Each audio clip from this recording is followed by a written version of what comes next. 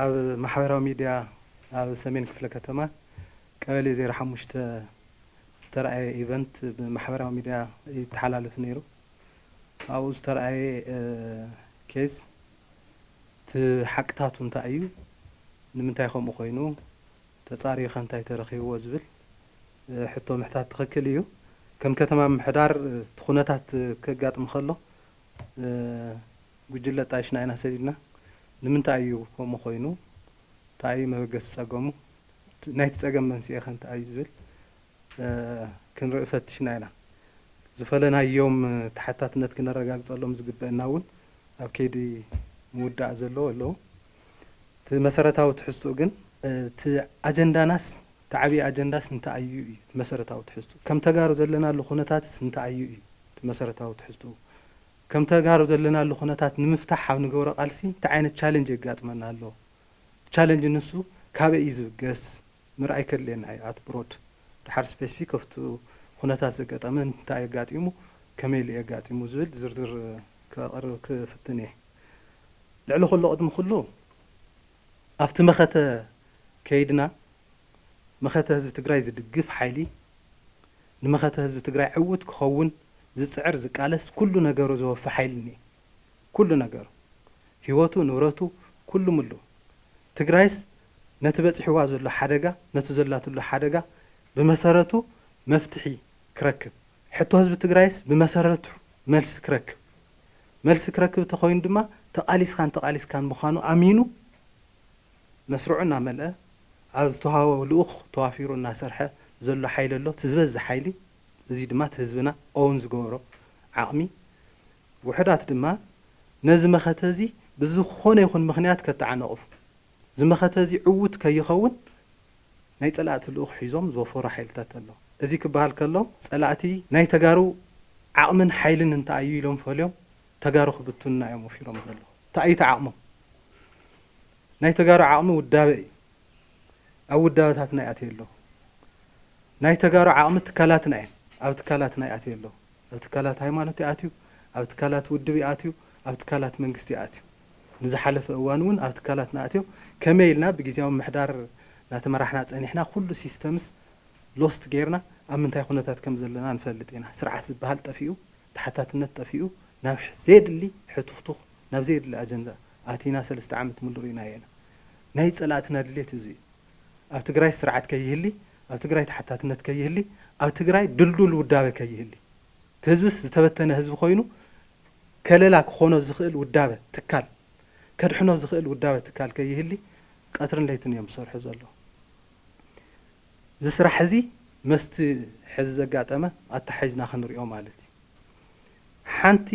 ናይ መኸተ ቁልፊ ኣጀንዳና እታ ምስላፍ እያ ምስላፍ ንመኸተና ዘለዎ እጃም ብፅሒት ትፈልጥዎ ኢኹም ኣብ ዝሓለፈ ቃልስና ኣብ ዝሓለፈ እቲ ናይ ጆኖሳይዳዊ ፅንተት ኩናት ከመይ ከም ዝመከትናዮ ከመይ ሰሊፍና ህዝቢ ዕሲልና ከም ዝመከትናዮ ትፈልጡ ኢኹም ናይ ምስላፍ መደብና ድማ ፍጹም ዲሞክራሲ ብዝኾነ ምትእማን መሰረት ዝገበረ ይኽድ ዝብል መንግስትን ውድን ኣንፈተ ኣቐሚጡ ይምራሕ ዘሎ እዩ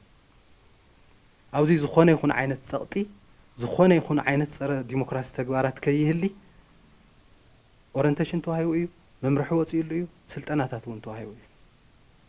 ግንዛበታት እውን ተፈጢሩ እዩ ዝኾነ ይኹን ህዝቢ ትግራይ ኣብ ታሪክ ቃልሱ ኣገዲድካ ይተቃልሶ ኣገዲድካ ይተጋድሎ መጋደሊ ዕላማ እዩ ዝደሊ ህዝቢ ትግራይ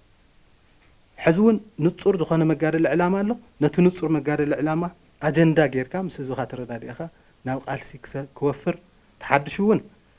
መስርዕ ክምልእ እቲ ካብ ኣሃዱኡ ዝመፀ እውን ናብ ኣሃዱ ኣትዩ ምስ ብፆቱ ተሓዊሱ ነቲ ታሪካዊ ሕድሪ ተሸኪሙ ከዕውት ንፁር ኣንፈት ኣለዎ ኣብ ናይ ዝሓለፈ ናይ 05 ዘጋጠመ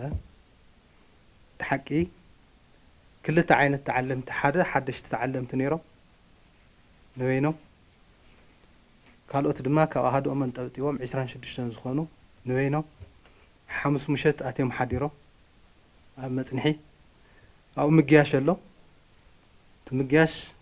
ድራር መስተንግዶ ሻሂ ዘተኣናግዳ ኣለዋ ኣብ ኣዴታት ኣትየን ዘተኣናግዳ እስካዕ ናብ تعليم كفلي وين أحدهم سخدو زت أنا قدر له نجوه توم حدش تعلم تخيدو نا تعليم توم كاب أحدهم تنتواتيهم زموتو عارفيدهم متصراي تغيرو كافتم 26 توم 6 مردات الله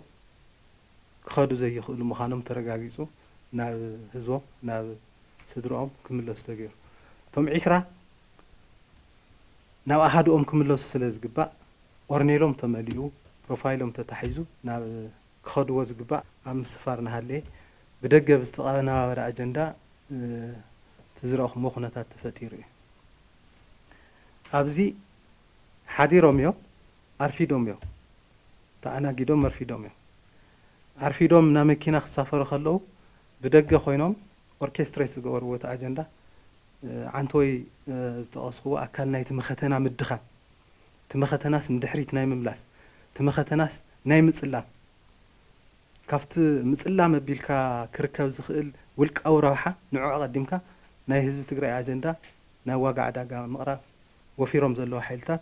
كتقوم له خيلوم يوم مالتي قناويروم هوي هوي كفتار غيروم تطايموم لتا اجندا نسو خمو كخون نيرو دي اينورن خالي غداي تصاريو او بدغن بوشتن اما حورنا امرارحنا استفطر كفتات سحتات انت ايو نسو تصارينا لنا ناب تحتاتነት كنسغرينا اب دغزلون او وشت زلو كله نت خناتاتس زي مسلو كمسل زغورو اكترز او استساتف اكترز ريخات صاريخات حتاتነት مرغاص كدلي بمسرتاو تحسو ግን كنمكت كنقالس ديليس يقولو امونغو تግራይ تسعر يلو تግራይ نختسعر كل ነገር زخفلن امونغو تግራይ تسعر يلو امو تግራዋይ ኮይኑ مننتو زشطه زلو ግጥም لؤخ ناي صلات ኮይኑ ناي صلات لؤخ تشكيمو لؤخم كفصم زلو ግጥም زنعق يخونه ازي كافت بهراو ربحا كافت عنتو يزطاسكو اجنداتاتنا زوصاي اب حدا اجندا خنعسلنا تغبنا امو كعسلنا زخل اجندا تخكلنيا اجندا نهالي نزي نغون غريفكا ربحا حزب تግራይ بتنبيلكا نتا ترخبا بتان شعات رخبا حساب نحسبكا مخد تخكلي نبرن بحال تغارون يكونن اب تاريخنا ونكم دي عينت فصامه اي نبرن يلن زي تاريخاو سحتتيو بمسارته كرم يغبا قالي تدناغيرو زاتين تليون كافت مدنغارو كوص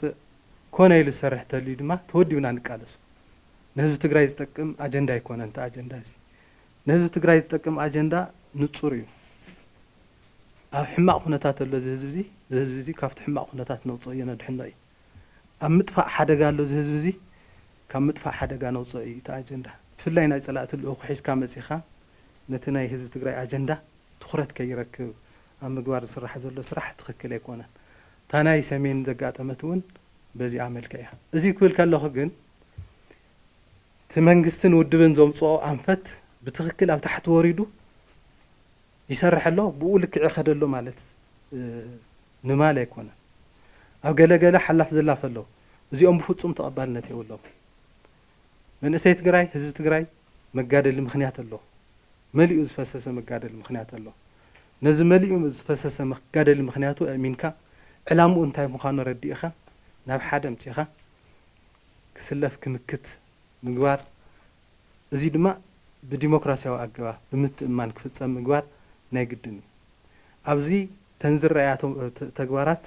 ريخا مقرا ممحدراون حقاو سقمتن موساد ناي غدن كبلي زي بقصالነት ناسرحنالو نخدينا اب تحت كورد كله تفصاصمو كمت